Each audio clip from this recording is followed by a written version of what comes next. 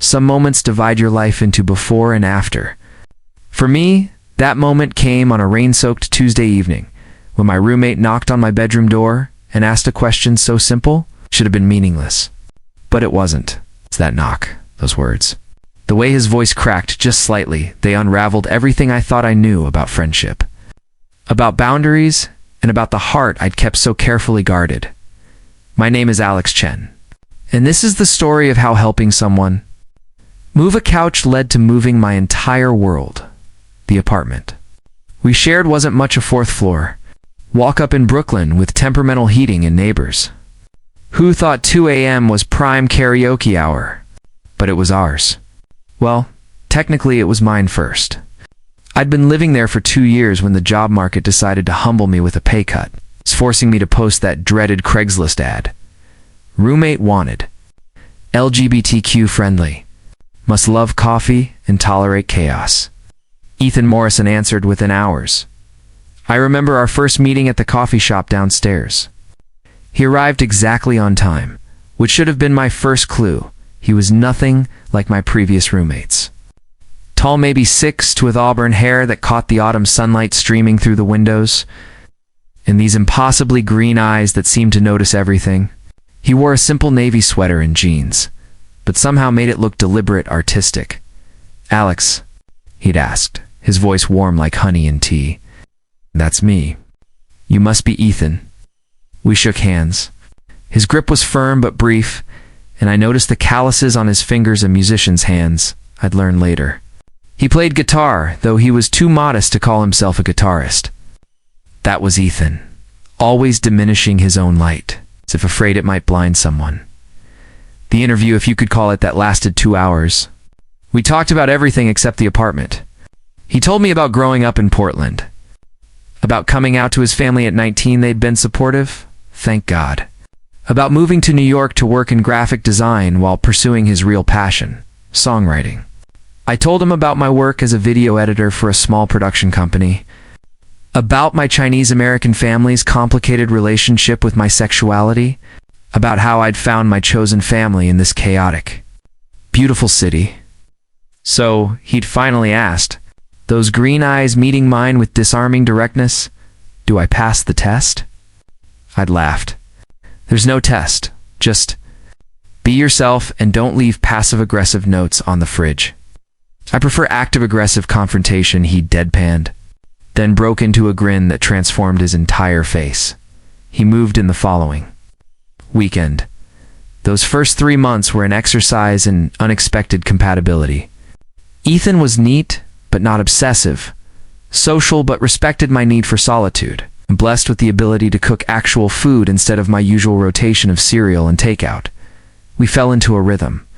I'd edit videos late into the night, headphones on, lost in timelines and color corrections. He'd compose in his room, and sometimes I'd hear the muffled strumming of his guitar through the walls. Melodies that felt like questions waiting for answers. On weekends, we'd explore the city together, vintage bookstores in the Village, drag brunches in Hell's Kitchen, late-night food trucks in Brooklyn Bridge Park, but we maintained careful boundaries. We were roommates, becoming friends. Nothing more. I told myself this repeatedly, especially on mornings when I'd stumble into the kitchen to find him making coffee, still sleep-rumpled in a t-shirt and pajama pants, humming under his breath.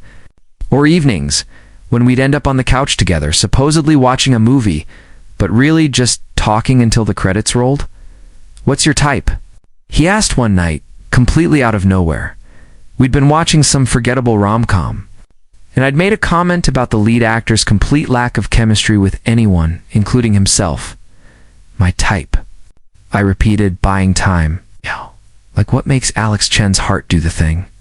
I considered lying, saying something generic. Instead, I found myself being honest. Intelligence. Someone who listens more than they talk. Hands that create things, art, music, food. Someone who laughs at their own jokes, even when they're terrible. I paused. Green eyes are nice too. He'd gone quiet for a moment, and I could feel his gaze on my profile. That's specific. What about you? I deflected. What's Ethan Morrison looking for? Someone who sees me, he said softly. Really sees me. Not the version I show the world, but the mess underneath. Someone patient enough to wait for me to find my words. He laughed, but it sounded fragile. And I guess someone who won't mind dating a guy who's still figuring out what he wants to be when he grows up. Not 17, I pointed out. Tell that to my anxiety, he murmured. That night, I lay awake, replaying the conversation. The way he looked at me when I mentioned green eyes. The vulnerability in his voice when he talked about being seen. I reminded myself of all the reasons getting involved with a roommate was a catastrophically bad idea. The awkwardness if things went south. The impossibility of space.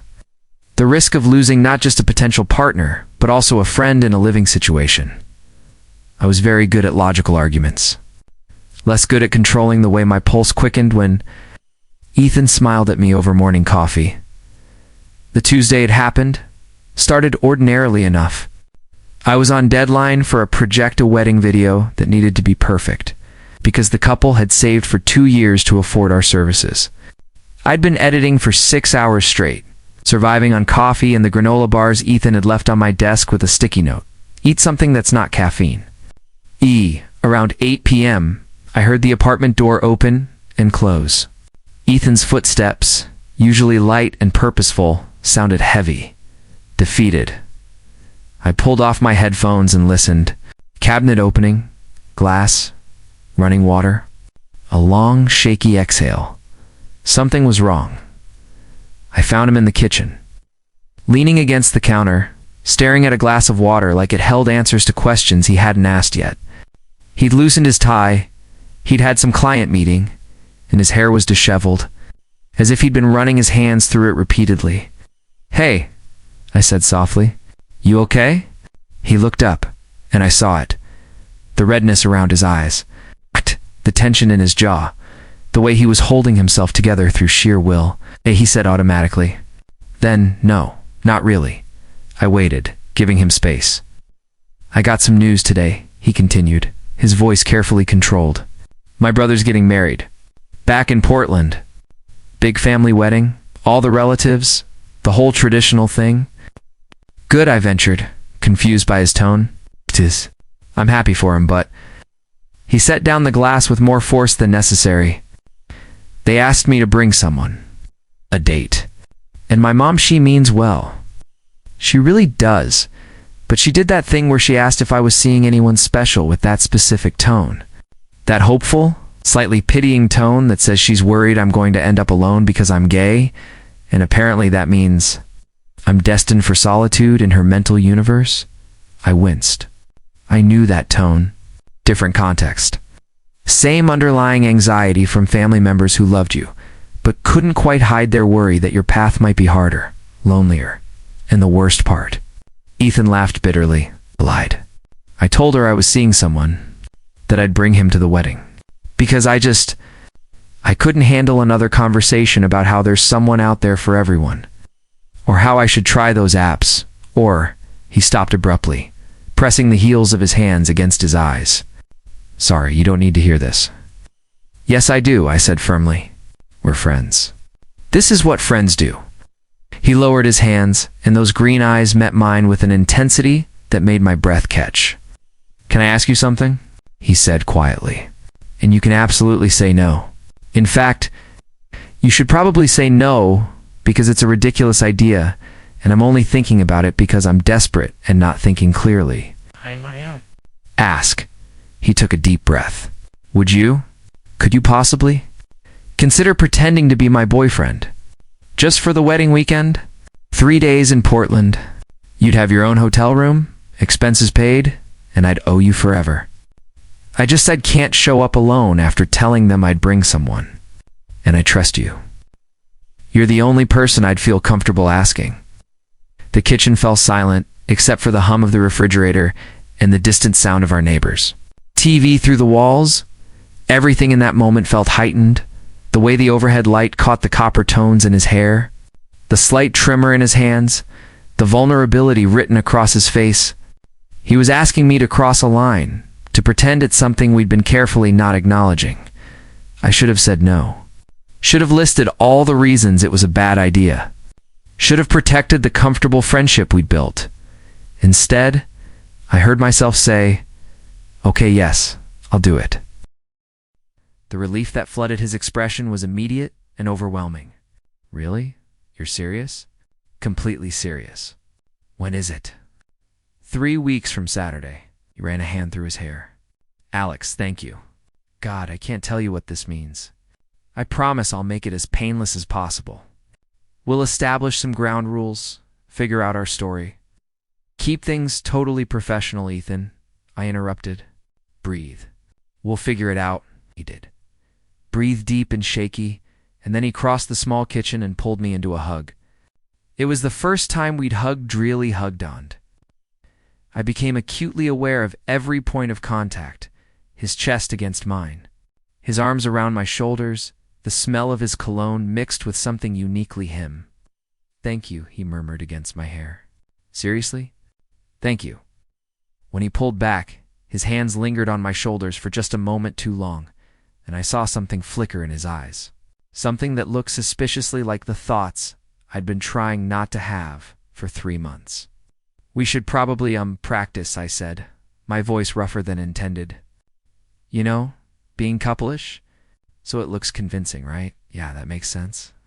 But he didn't move, didn't drop his hands. "Ethan." "Yeah, this is going to change things between us, isn't it?" He was quiet for a long moment. Then, with devastating honesty, "I think things were already changing. Maybe we've just been pretending they weren't." That night, after we'd both retreated to our separate rooms, I lay in bed staring at the ceiling, my mind racing. 3 weeks? I had 3 weeks to prepare myself for pretending to be in love with someone I was terrified I might actually be falling for. Through the wall, I heard the soft sound of Ethan's guitar. He was composing something new, a melody I'd never heard before. It sounded like hope and fear woven together, like a question that didn't have an answer yet.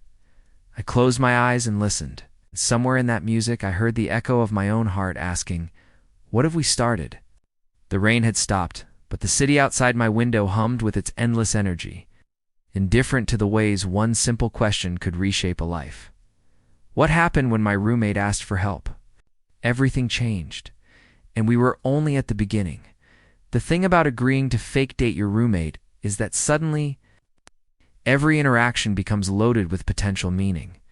The morning after I'd said yes, I found myself hyper-aware of everything. The way Ethan smiled at me over breakfast. Whether our knees touched when we sat on the couch. How long was too long to maintain eye contact? "So," he said, setting down his coffee mug with the kind of careful precision that signaled serious conversation time. "We should probably establish our backstory." We were sitting at our small kitchen table, the morning light making everything feel simultaneously too bright and too intimate. I'd barely slept, my mind cycling through scenarios ranging from "this will be fine" to "this is a disaster waiting to happen." Right, the story? I pulled out my phone. Opening a notes app like this was a work project and not an elaborate emotional minefield. When did we start dating? Ethan tilted his head thoughtfully. 2 months ago. Long enough that it's serious enough to bring to a wedding, but recent enough that we're still in that early phase where he trailed off. Where we're what? You know? Still figuring each other out. Still discovering things. His fingers traced the rim of his coffee cup. Still in that phase where everything feels electric. The way he said it made my stomach flip. Right. Electric. Got it? How did we get together? He continued. We should have details in case anyone asks. I thought about it, trying to separate fiction from the increasingly complicated reality. What if we keep it simple? We were already living together, spending a lot of time together. One night we were watching a movie and it happened. A kiss that changed everything.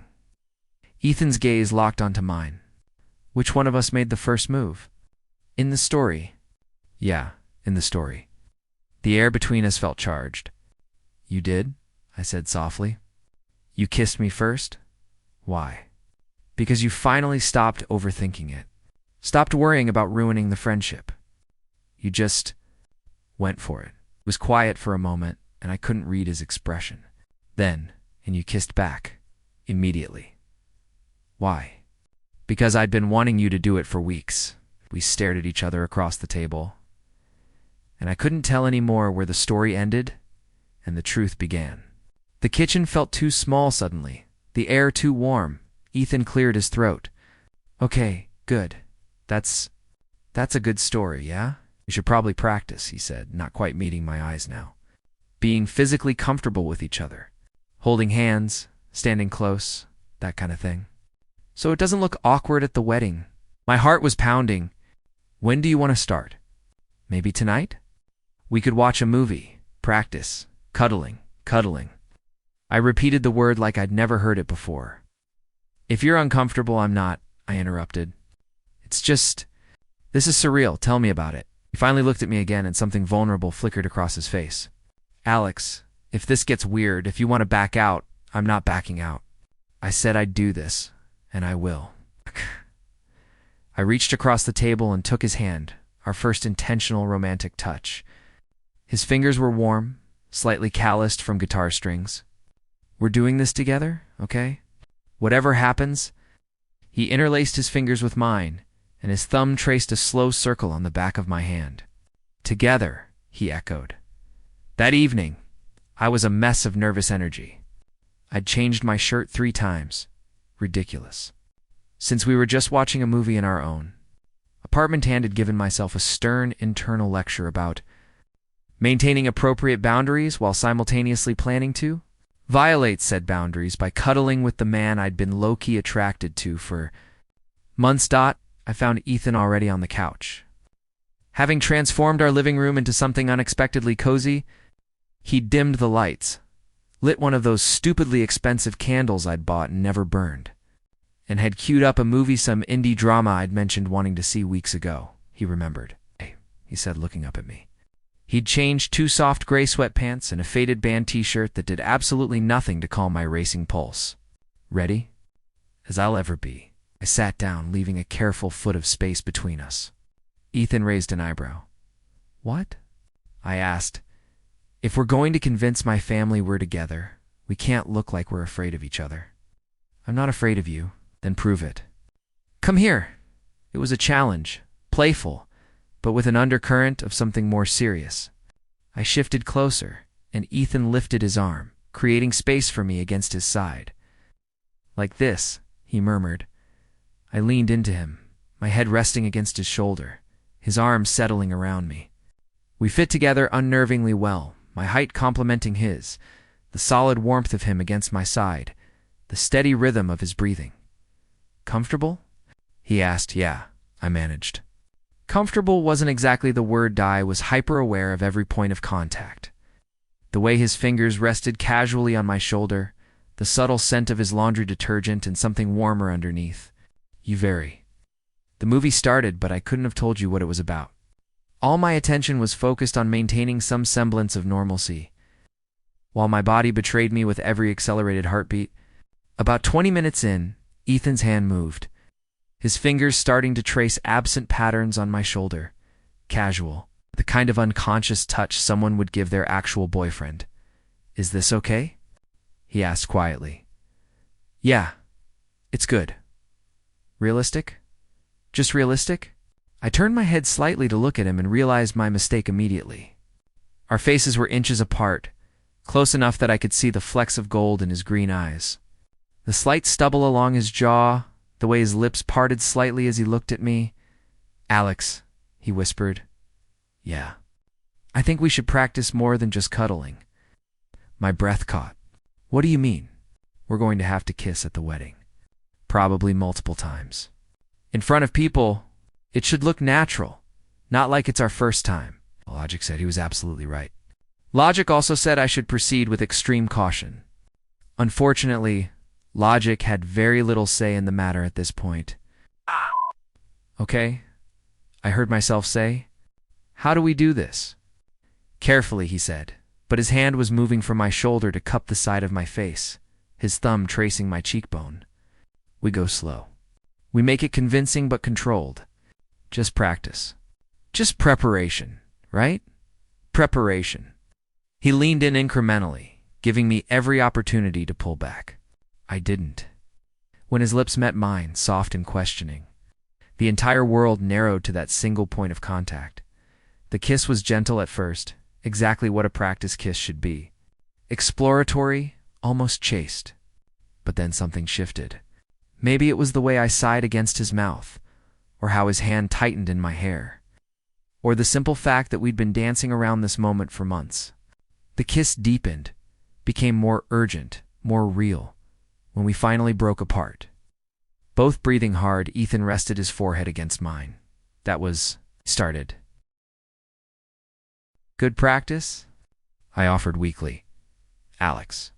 His voice was rough. We need to talk about what's happening here. I know, 'cause that kiss, that wasn't just practice for me. My heart was thundering so hard I was sure he could feel it. It wasn't just practice for me either. Pulled back enough to look at me properly, his expression serious, searching. So what do we do? I don't know, I admitted. This is complicated. We're roommates.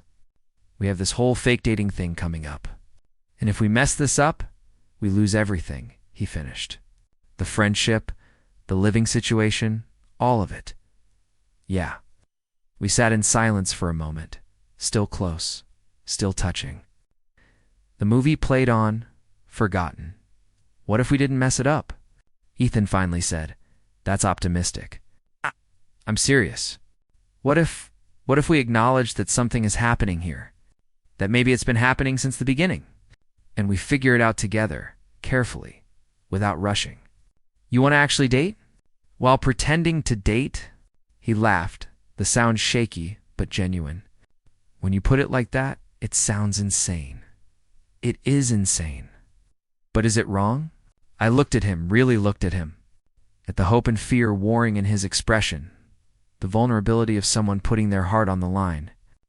I thought about the last 3 months, about every small moment that had led to this one, about how right it felt to be in his arms, how natural that kiss had been. No, I said finally, it's not wrong. It's terrifying, but it's not wrong. The smile that broke across his face was like sunrise. So we're doing this? Actually doing this? Apparently we're both insane. That's kind of crazy, he murmured, and kissed me again. What followed was the strangest, most exhilarating 2 weeks of my life.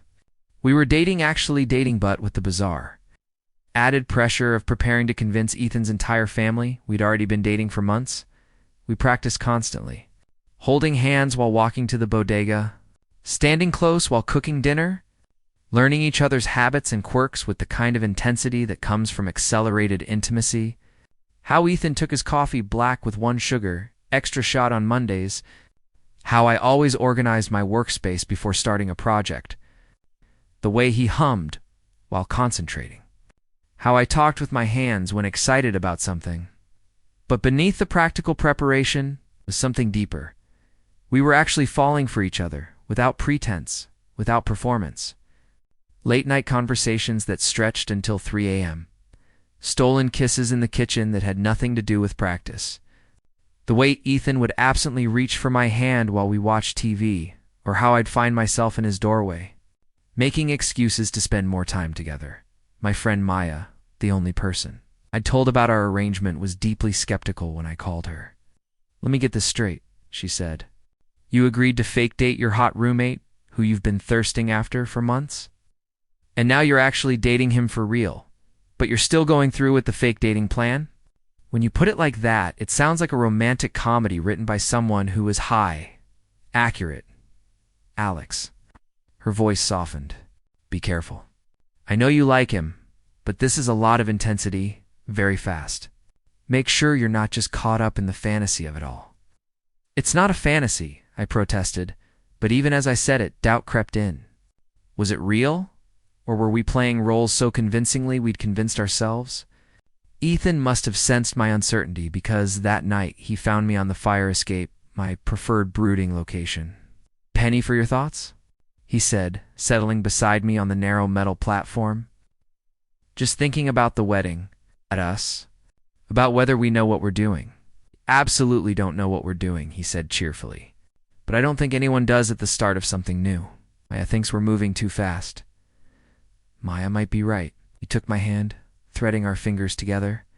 But here's what I know. I like you. Really like you. Not because we're preparing for some performance, because you're funny and talented and patient with my anxiety spirals. Because you remember things I mention in passing.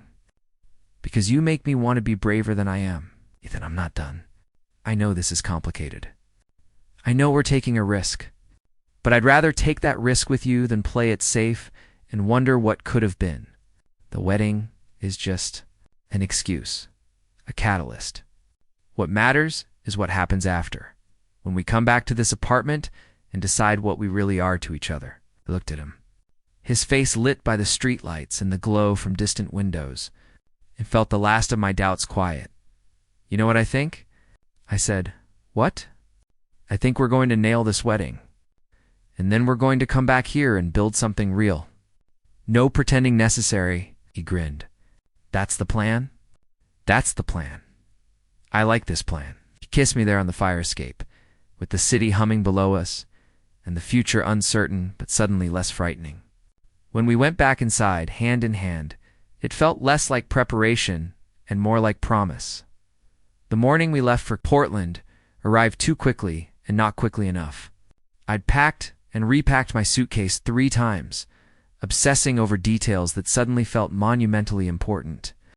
What did one wear to meet a fake boyfriend's family while actually being a real boyfriend in secret? You're overthinking it, Ethan said from my doorway. Watching my latest packing attempt with amused affection, I just want to make a good impression. Alex, they're going to love you. He crossed the room and wrapped his arms around me from behind, chin resting on my shoulder. You're smart, charming, and you're putting up with their anxiety-riddled son's ridiculous scheme. What's not to love? I leaned back into him. What if they see through us? Then they see through us. But honestly, I don't think they will. Because when we're together, it doesn't feel like acting anymore. It just feels like us. He was right.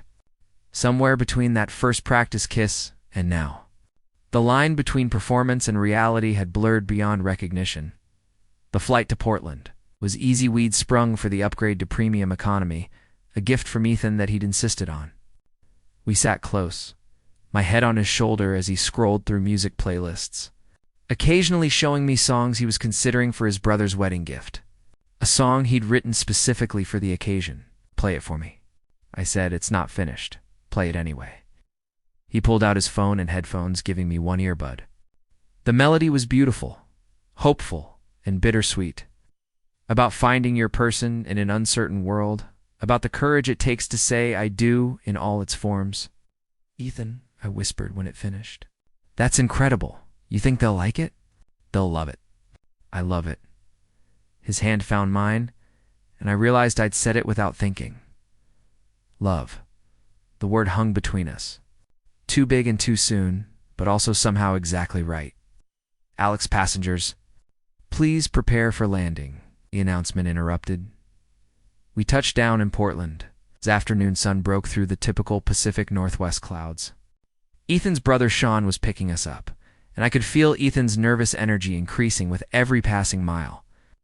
It's going to be fine, I murmured, squeezing his hand. I know. This is the first time I'm bringing someone home. The first time they're meeting someone He stopped. Is someone you're what? He looked at me, and in his eyes I saw everything we hadn't quite said yet. Someone who matters. Someone real. Before I could respond, his phone buzzed. Sean's here. You ready? Ready as I'll ever be. We grabbed our bags and headed out to the pickup area where a guy who looked like a slightly buffer version of Ethan was waving enthusiastically from beside a Subaru. Little brother. Sean called out, pulling Ethan into a bear hug before turning to me with an extended hand and a warm smile. And you must be Alex. I've heard so much about you, man. Welcome to Portland. Thanks for having me, I said, shaking his hand. Dude, you're family now. Anyone who can put up with Ethan's overthinking spirals is automatically a hero in my book. Hey, Ethan protested, but he was smiling. The drive to the hotel was filled with easy conversation, Sean asking about New York, telling embarrassing stories about Ethan's childhood, talking enthusiastically about his fiancée Rachel and the wedding preparations. I watched Ethan relax incrementally, his hand finding mine in the back seat, his thumb tracing familiar patterns. This was real, I thought. Whatever we'd started as, whatever complications lay ahead, this moment, this feeling was undeniably real. We checked into the Hotella, boutique place downtown with exposed brick and too many. Edison Bulbzan found our rooms on the same floor but not adjoining. A detail Ethan's mother had insisted on with well-meaning but outdated propriety. "Want to see if your room is as aggressively hipster as mine?" Ethan asked, leaning against my doorframe. "Give me 10 minutes to unpack and I'll come over?" Or he said, stepping closer, "You could unpack later and kiss me now. Since we've been very well behaved in public for the past 6 hours and I'm going through withdrawal," laughed and pulled him inside, the door clicking shut behind us. "Your brother seems great." "He is?" "And he likes you. How can you tell?" "Because he didn't give you the protective older brother interrogation. That means he approves." Ethan's arms circled my waist.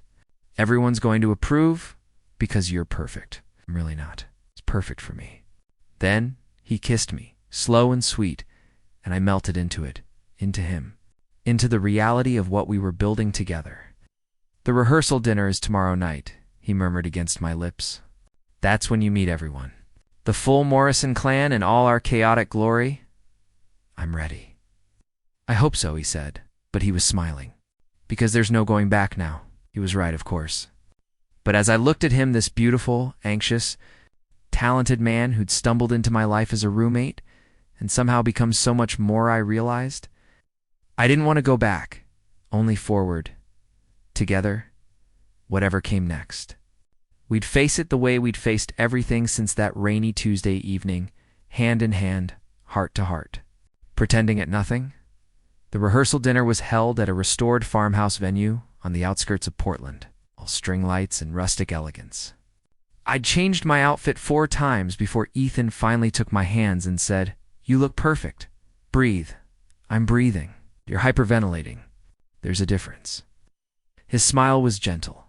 "They're going to love you. I promise." We arrived hand in hand, and I was immediately swept into a whirlwind of introductions. The Morrison family was exactly as Ethan had described, warm, boisterous, and overwhelming in the best way. His mother, Catherine, pulled me into a hug before I could even shake her hand. "Alex. Finally, Ethan has told us so much about you." Well, not enough, because he's terrible at sharing details, but enough to know we needed to meet you. She held me at arm's length, studying me with kind eyes. "You're making my son happy? I can see it on his face." "Mom," Ethan groaned, but he was blushing. His father, David, was more reserved but equally welcoming. "Good to meet you, Alex. Hope you're ready for this crew. We're loud, we're opinionated, and we have 0 boundaries." "Sounds like my family," I said with a laugh. "Except swap loud for passive-aggressive and opinionated for everyone has advice about your life choices." David chuckled. "Been there. You'll fit right in." The evening unfolded with surprising ease. I met aunts and uncles, cousins, and family friends. Rachel, the bride, was effervescent and kind, immediately pulling me aside to say, "Thank God Ethan found someone. We were worried he'd marry to his anxiety forever." "You mentioned that's a concern," I said diplomatically. "Well, you're clearly good for him." "I haven't seen him this relaxed in years." She squeezed my arm. "Take care of him, yeah? He's one of the good ones." "I will," I promised, and meant it with every fiber of my being. Dinner was a joyful chaos of toasts and laughter. Ethan sat close, his hand finding mine under the table, fingers interlaced. Every so often, he'd lean in to whisper context about a family story or warn me about which cousin was about to embarrass themselves. His breath was warm against my ear, sending shivers down my spine that had nothing to do with the performance and everything to do with how right this felt. "You okay?" he murmured during dessert. "Better than okay. Your family is wonderful. They love you. I can tell." He pressed a kiss to my temple, casual and affectionate, and I heard one of his aunts make a delighted sound. "Look at them," the aunt whispered, not quietly enough. "So sweet together." After dinner, we escaped to the venue's garden for air. The sun was setting, painting the sky in shades of pink and gold, and fairy lights twinkled overhead. That continued 9:09 a.m. Well, I said. That went perfectly. You were perfect. Ethan pulled me close, wrapping his arms around my waist. Thank you. For doing this, for being here, Ethan. I'm not just here because you asked me to fake date you. I'm here because I want to be. Because being with you the best decision I've made in a long time. His eyes searched mine. You mean that? Every word. He kissed me then, soft and deep. The kind of kiss that promised more than words could. When we broke apart, he rested his forehead against mine. I'm falling for you, he whispered. I don't think I can pretend otherwise anymore. My heart soared and stuttered. Good, because I'm already there. The wedding day dawned clear and beautiful and usual for Portland, apparently, which everyone took as a good omen. I'd barely slept, too keyed up with emotion and anticipation. When I emerged from my room, Ethan was waiting in the hallway, already dressed in his suit of deep navy that made his eyes impossibly green. Wow, I breathed. Right back at you. His gaze traveled over me appreciatively. I'd worn a charcoal suit with a subtle pattern, a burgundy tie that complemented without matching. We clean up pretty well. We really do. The ceremony was held in the same farmhouse venue, transformed with flowers and tulle into something magical. I sat with Ethan's family, his hand in mine, and watched as Sean and Rachel exchanged vows. The love between them was palpable, overwhelming. And I found myself thinking about what it meant to promise forever to someone, to choose them over and over. Every single day, I glanced at Ethan and found him already looking at me, something intense and unreadable in his expression. What? I whispered. Nothing. Just thinking about how I'd marry you someday if you'd let me. My breath caught. It was too much too soon, the kind of thing you shouldn't say when you've only been actually dating for 3 weeks. But somehow it didn't feel too soon. It felt inevitable, like we'd been moving toward this moment since the day he answered my roommate ad. Ask me again in a year, I murmured. Is that a yes? It's a very strong maybe, he grinned, squeezing my hand, and we turned back to the ceremony as the officiant pronounced Sean and Rachel married. The crowd erupted in cheers and applause. The reception was everything a wedding should be. Joyful, emotional, slightly chaotic. We danced awkwardly at first, then with increasing confidence as other couples joined the floor. Ethan was a surprisingly good dancer, leading me through the movements with easy grace. Where did you learn to dance? I asked. High School Musical. Don't judge. I'm not judging. I'm impressed. Impressed enough to let me spin you.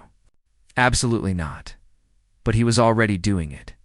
And I was laughing, and the whole world narrowed to just us, moving together in perfect synchronicity. Later, during a quiet moment between festivities, Ethan's mother found us at our table. Alex, can I borrow you for a minute? She asked. I glanced at Ethan, who shrugged, equally puzzled. Sure. Catherine led me to a quieter corner of the venue, near the windows overlooking the garden. I wanted to thank you, she said, her voice warm but serious, for loving my son. Mrs. Morrison, Catherine, please. And I mean it. I can see the way you look at him, the way he looks at you. It's real. It's beautiful. She took my hand. Ethan has always been guarded, careful with his heart. After he came out, I worried that he'd never let himself be vulnerable enough to really connect with someone. But with you, he's different, lighter, more himself than I've seen him in years. I felt emotion tighten my throat. He makes me better too, braver. That's how it should be. That's how love works. It should make you more of who you are, not less. Whatever your story is, however you two found each other, I'm grateful, because he's happy. And that's all a mother wants. And I hugged her back, feeling the weight of her words, the responsibility and gift of being trusted with her son's heart. The moment came during the toast portion of the evening. Sean stood, glass raised, and gave a heartfelt speech about love and partnership. Then he turned to Ethan. Little brother, you've been my best friend and biggest pain in the ass for 27 years. When Mom said you were bringing someone to the wedding, I'll admit I was curious, and maybe a little protective. But Alex, He raised his glass toward me. "You're exactly what Ethan needs. Someone who sees him, who gets him, who makes him laugh at himself. Welcome to the family, man. We're lucky to have you." The room erupted in applause and affectionate cheers. I felt Ethan's hand tighten around mine. "Your turn, Ethan." Someone called out. Ethan stood, pulling me up with him. "I wasn't planning on making a speech," he said, his voice carrying across the room. "But since everyone's suddenly interested in my love life laughter, I want to say a few things." He turned to me, and the entire room faded away. "Alex?" "You came into my life when I wasn't looking for anyone. You were just supposed to be my roommate, someone to split rent with. But you became my best friend, my confidant, the person who knows when I need space and when I need to be pulled out of my own head." He paused, his voice thickening. "You make me want to be braver, to take risks, to believe in the possibility of happy endings." "Ethan," I whispered, "I'm not finished. You asked me once what I was looking for. Someone who sees me," I said. "Someone patient enough to let me find my words." He smiled, his eyes bright. "You're that person. You've always been that person." And I saw it, and I saw the decision flash across his face. The choice to be completely honest, consequences be damned. "I love you," he said, loud enough for everyone to hear. "I'm in love with you, and I don't care who knows it." The room held its breath. My heart was pounding so hard I could barely hear anything else. "I love you too," I said, the words tumbling out. "God, Ethan, I love you so much." He kissed me then, in front of his entire family, in front of everyone. It was soft and sweet and real, so real, that when we broke apart, there were tears streaming down both our faces. The room exploded in applause and cheers. Someone, probably Sean, yelled, "About damn time." We sat back down, overwhelmed and exhilarated. Ethan's mother was crying happy tears.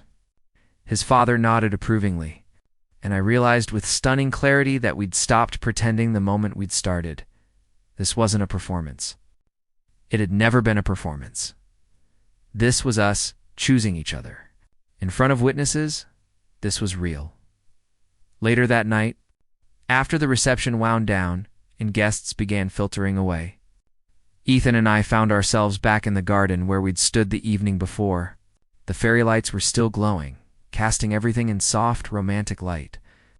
"So," I said, "that happened." "That happened," he echoed. "I probably should have checked with you before declaring my love in front of 100 people. It's fine." "I was about to do the same thing," he laughed, the sound giddy with relief. "We're terrible at this fake dating thing. The worst. Complete failures." "Alex," took both my hands, "I need to tell you something. About why I asked you to do this in the first place, okay?" I lied. Well, not exactly lied, but I wasn't completely honest. Took a deep breath.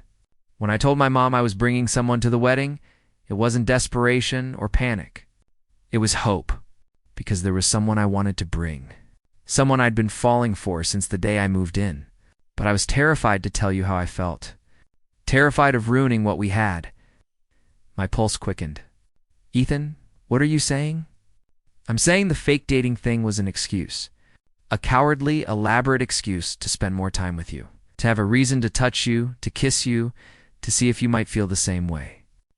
And somewhere along the way, the fake part fell away, and all that was left was this." He gestured between us, "which is more real than anything I've ever felt." I stared at him, processing. "You manipulated me into dating you. When you put it like that, it sounds terrible. It does sound terrible. Are you mad?" I thought about it. Thought about every moment since that rainy Tuesday, every conversation, every touch, every kiss. Thought about how right it all felt. How inevitable. "I should be mad," I said slowly, "but I'm not. Because if you hadn't asked me, I might never have had the courage to tell you how I felt. I might have spent months or years living with you, wanting you, too afraid to risk what we had. So you forgive me for being a manipulative coward? Only if you forgive me for being an oblivious idiot who needed an elaborate fake dating scheme to realize he was in love with his roommate? Deal." He kissed me, long and deep, and I poured everything I felt into it, love and relief and joy and the heady thrill of new beginnings. "What happens now?" I asked when we finally came up for air. "Now we go back to New York, back to our apartment, and we build something real. No more pretending, no more excuses. Just us, figuring out how to be together. I like that plan." "Yeah, but Ethan, next time you want to tell me you love me, maybe lead with that instead of an elaborate deception." He laughed. "Noted. I'll work on my communication skills. That's all I ask." Our apartment looked different now. Small changes that marked the shift from roommates to partners. Photos of us together on the shelves. Ethan's guitar in the living room, where he'd play while I edited. A shared calendar on the fridge marking date nights and important moments. I was working on a project when Ethan appeared in my doorway. That familiar expression on his face that meant he was about to say something important. "Hey," he said. "Hey yourself." Can I ask you something? I pulled off my headphones, giving him my full attention. "Of course." He crossed the room and knelt beside my chair. My heart started racing. "Ethan, what are you? Let me do this." He took my hand. "A year ago, you told me to ask you again in a year, and I'm not great at following directions, but I figured this one was important." He pulled out a small box, and my breath stopped. "Alex Chen, you came into my life as a roommate and became everything I didn't know I needed. You're patient with my anxiety. You laugh at my terrible jokes. You make me want to be braver every single day. You really see me in a way no one else ever has." Tears were already streaming down my face. I don't have an elaborate scheme this time. No deception, no pretending.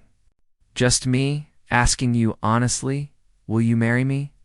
Will you be my partner, my best friend, my home?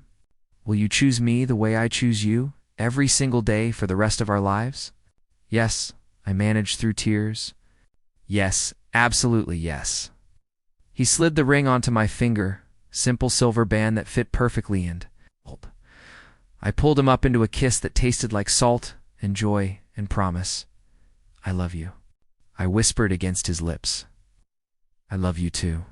So much." We stayed like that for a long moment, holding each other, letting the reality of it sink in. We were getting married. The fake dating scheme that started everything had led to this. Something real, something lasting, something true. "You know what's funny?" I said. "What?" "If you'd just asked me out for coffee that first day, we could have skipped all the drama. Where's the fun in that? We're storytellers. We needed a good meet-cute. Our meet-cute involved fraud. Romantic fraud," he corrected. "There's a difference," I laughed, pulling him into another kiss. Outside our window, the city hummed with life, millions of stories unfolding, millions of hearts finding their way to each other through circumstance and courage and sometimes elaborate deception. But this was our story. It started with a question that changed everything, continued through fake dates that became real, and ended or maybe began with a promise in a small Brooklyn apartment that love, when you're brave enough to reach for it, is always worth the risk. We got married on a rooftop in Brooklyn on a perfect September evening, surrounded by chosen family and the people who'd watched our story unfold. Maya was my best person. Sean was Ethan's. And we both cried through our vows because we're sappy romantics who never learned to be cool. Catherine Morrison cried too. And so did my mother, who'd flown in from California and surprised me by giving Ethan a traditional Chinese red envelope and whispering, "Welcome to the family." Our first dance was to a song Ethan had written about roommates and rainstorms and the courage it takes to knock on someone's door and ask for help. About how sometimes the biggest changes start with the smallest questions. "No regrets?" I asked as we swayed together under string lights that reminded us both of another wedding, another beginning. "Not a single one," Ethan murmured. "You only that we didn't do this sooner. We did it exactly when we were supposed to. Not a moment earlier, not a moment later." He was right, of course. Timing in love isn't about speed. It's about readiness. About being open enough to recognize what's right in front of you when it appears. About having the courage to say yes when your heart asks a question. What happened when my roommate asked for help? Everything changed. and I wouldn't have it any other way.